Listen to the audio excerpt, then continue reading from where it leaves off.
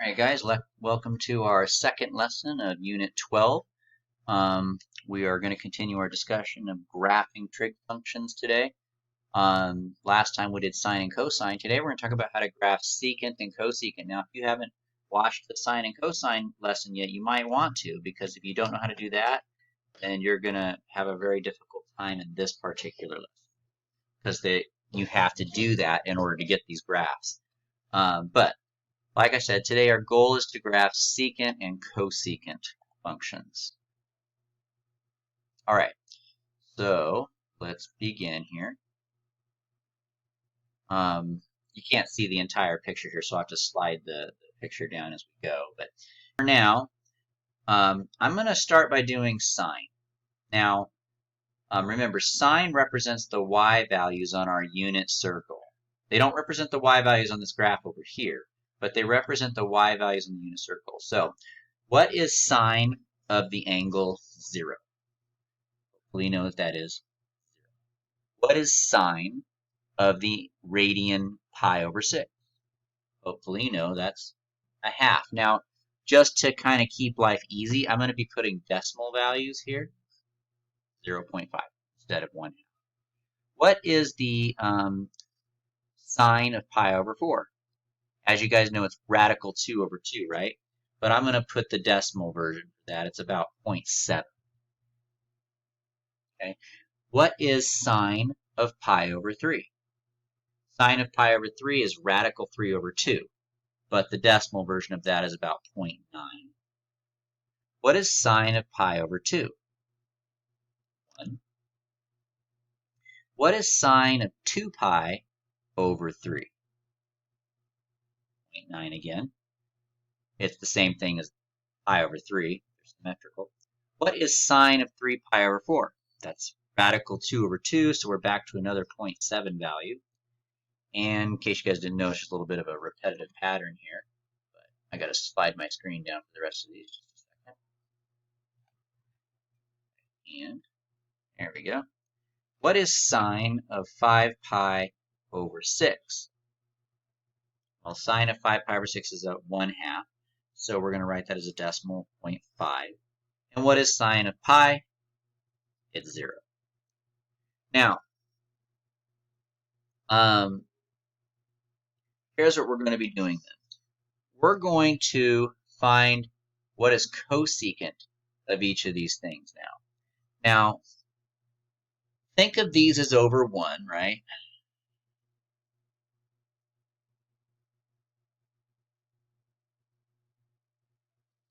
Now, the reciprocal would be flipping them over, right?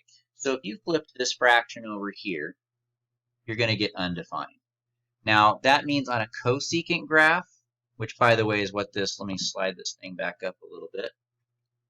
This column over here is the cosecant column. So it's the reciprocal of sine. So I'm going to take all these numbers and flip them over and put them over here. But 0 over 1 doesn't have a reciprocal. That's undefined. The reason for that is because when you look at a graph of a cosecant function, there's actually a vertical asymptote there. That is a value that cosecant is not allowed to equal. Okay. Let's take a look at another one here. 0.5 over 1. Well, if you flip that over, you're going to get 1 over 0.5, right? And if you just go ahead and punch that into your calculator and do the division, you're going to end up with 2. All right? Let's do the next one.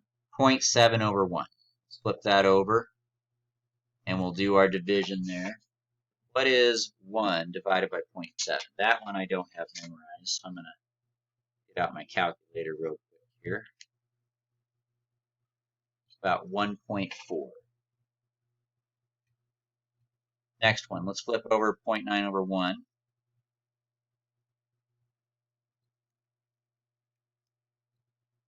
1.1. Now 1 over 1, if you flip it over, you still get 1. And then we've already done 0.9 over 1. We already did that up here. It was 1.1. We already did 0.7 over 1. It was 1.4. We already did 0.5, so that's going to be 2 again. And then down here we have another 0, which remember 0 doesn't have a reciprocal, so that's undefined. Now, what I'm going to do is I'm going to graph these things. Okay. clear this stuff out. So I guess I'll bring it back. So first of all, in red here, I'm going to graph all these sine numbers. So at 0, we're at 0.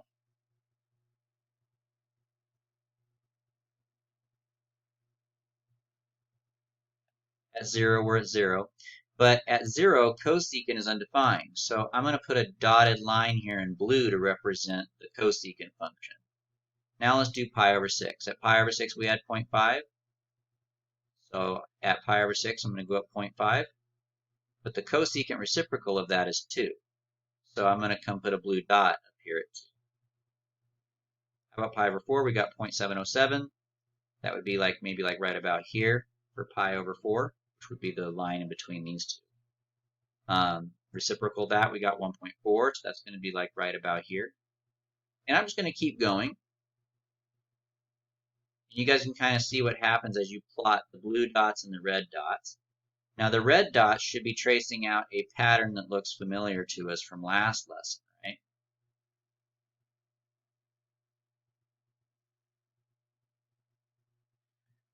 Last lesson we learned about graphing sine waves. They looked like this, right? They started at the midline, they went up, then they came back down again, and went up. They went down after that, right? It looks a little bit different because I really stretched out the x-axis this time. But what I want you guys to pay attention to is the blue dots now. The blue dots seem to have like almost a parabola shape here. And by the time you get to pi, remember how we said that at pi, sine is 0. That would mean that cosecant's undefined. So we actually end up with another vertical asymptote here, which I didn't graph yet. Let me graph that. And so when I connect these blue dots and take in mind those are vertical asymptotes, what you end up with is almost like a parabola shape. Okay?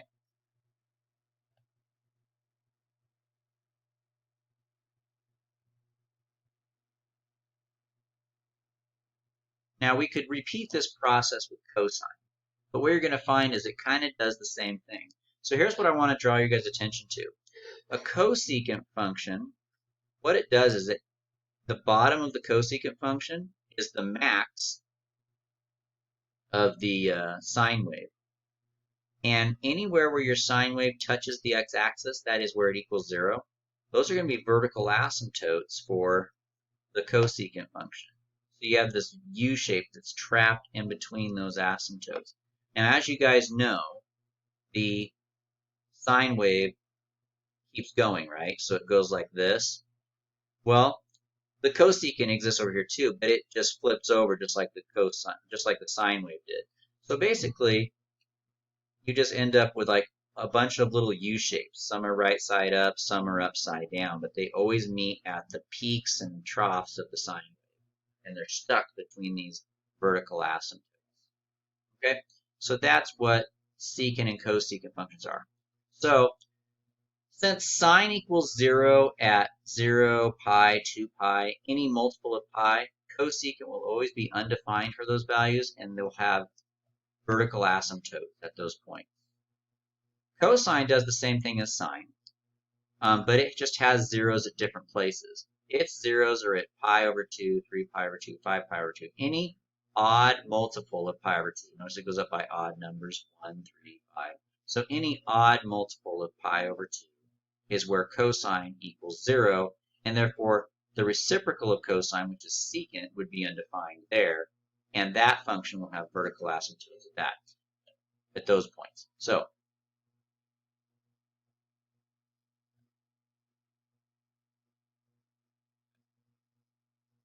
now, here's a better looking graph than the one I had before. So right here, the black line you guys see, that's a sine wave. That's what we learned last class.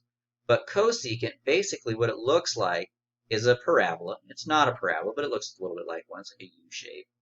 And it's stuck between vertical asymptotes on the left and right. And the bottom of this curve is the top of the sine wave.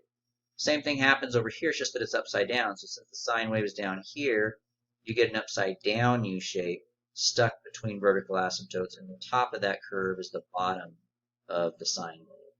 And that just kind of keeps going on forever and ever. Secant and cosine have the same thing. So here, the black line here represents cosine. This is a graph of cosine here.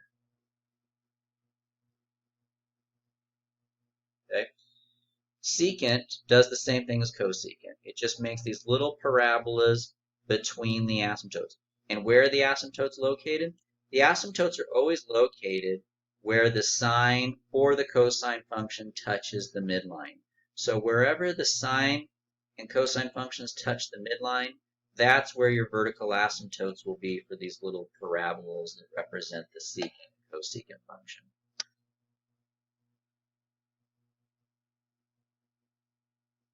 So here's our steps then on how we're going to be graphing secant and cosecant graphs today. We're going to start by graphing either a sine wave or a cosine wave. Okay, so if we're being asked to graph a cosecant, then we're going to start by graphing a sine wave. If you're asked to graph a secant wave, then we're going to start by graphing a cosine. Why? Because cosecant is the reciprocal of sine, and secant is the reciprocal of cosine. Next, just so you guys know, that those are not actually a part of the secant and cosecant graphs. We just use them as a guide to know how to graph the cosecant graph. The cosecant graph is really just those little parabolas that go up and down. Step 2, we're going to put our vertical asymptotes where sine and cosine cross the midline. So anywhere where our sine and cosine waves cross, we're going to put some vertical asymptotes. After that, we're just going to throw the little U shapes on there where we know they belong. So let me do an example for you. All right. So cosecant. What's the reciprocal of cosecant? The reciprocal of cosecant is sine. So I'm going to start, I don't like how fat this is writing. I'm going to start by graphing the same thing, but instead of cosecant, I'm going to make it a sine.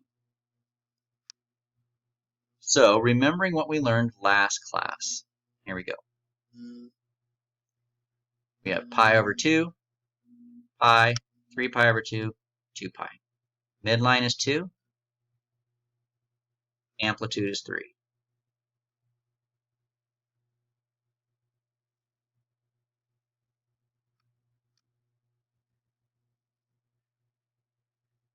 We're going to, since it's sine, and it's not a negative sign, it's a positive sign, so I'm going to start here, and I'm going to go up, down, down, up. There's my sine wave, okay? Now, we're going to go ahead and continue our sine wave at this point. Now, we're not really trying to graph a sine wave though, right? What we're really trying to graph is a cosecant wave. So step 2 is now we're going to graph the vertical asymptotes of this cosecant wave. The vertical asymptotes are anywhere where my sine wave touches the midline, because it's at those points that the sine wave equals 0. And if that's where that sine function equals 0, then that's where this cosecant function would be undefined. So we're going to have a vertical asymptote here, here, here, here, here, and here. Okay? The last thing we need to do is just sketch the curves in there for the cosecant function. Okay, so what that's going to look like then is here, it's going to start at the top and hit that peak of the sine wave and then swing back up and stay in between those vertical asymptotes. In the next section over, it's going to start down here, hit that peak of the sine wave, or the trough, I should say, and go down, and so on.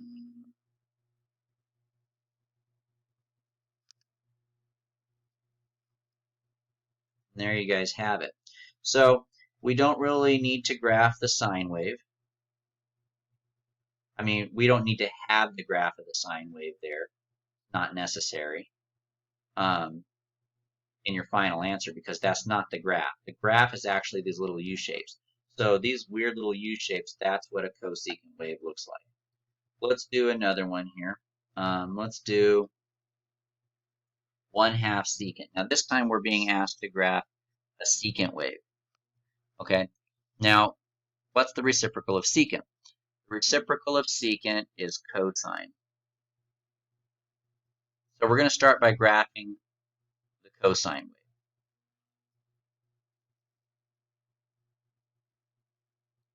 My midline is -3. And since my amplitude is so small, I think I'm going to draw my graph a little bit differently. Start over here a little bit. Since I have a really small amplitude, I'm going to try to sketch this a little bit differently.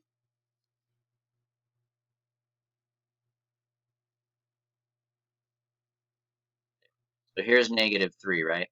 Since my amplitude is 1/2, sketch my midline first. My amplitude will be up 1/2 from there, and down 1/2 from there. All right, and now we're going to sketch our cosine wave. Now, this is a positive cosine, and that means it's going to start at the maximum line and go down 1, up 1. There's my basic cosine wave there. And of course, we want this thing just to continue on. So let's stretch it out now. All right, step 2, after you graph the corresponding cosine wave, you're going to plot the vertical asymptotes, and that's where our cosine wave touches the midline. Wherever it touches the midline, at those points, we're going to have vertical asymptotes.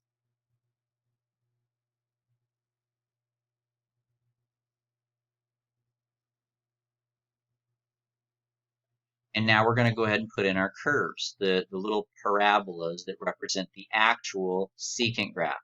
So since my cosine wave is on the bottom half here, this time below the midline, we're going to have a shape like that there. And then next section over, it goes up to the top, back down to the bottom, top, bottom, top, etc. And there is our secant graph. All right, one more example before I set you guys loose on trying some of these. Secant. So let's kind of treat this one like a guided practice, okay? So I'm going to ask you guys some questions and let you guys kind of figure out what we should do to get the correct answer here. So first of all, since this is a secant wave, what am I going to start by graphing? Hopefully you said cosine. Okay, so at this point in the video, I would have you guys pause and actually try to graph this. Now, I'll draw your attention to that negative in the front. That matters. Okay, I'm going to go ahead and start going over it now. So what you should have gotten here would be a graph with a midline at 1, max at 2, minimum line at 0. And since it's a negative cosine, it would have started at the minimum and gone up from there. And then after that, you continue on the curve, of course. Okay, now do the next step. What is step 2? So that's the end of step 1, which is to graph the corresponding cosine or sine wave. Now what do we do? Hopefully you guys know we're going to graph the vertical asymptotes where the cosine wave is touching the midline. So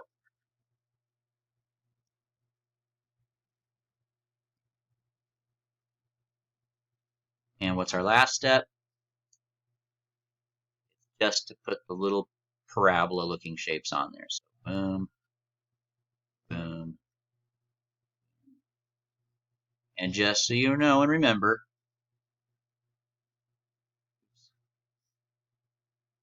the real graph is the pink stuff.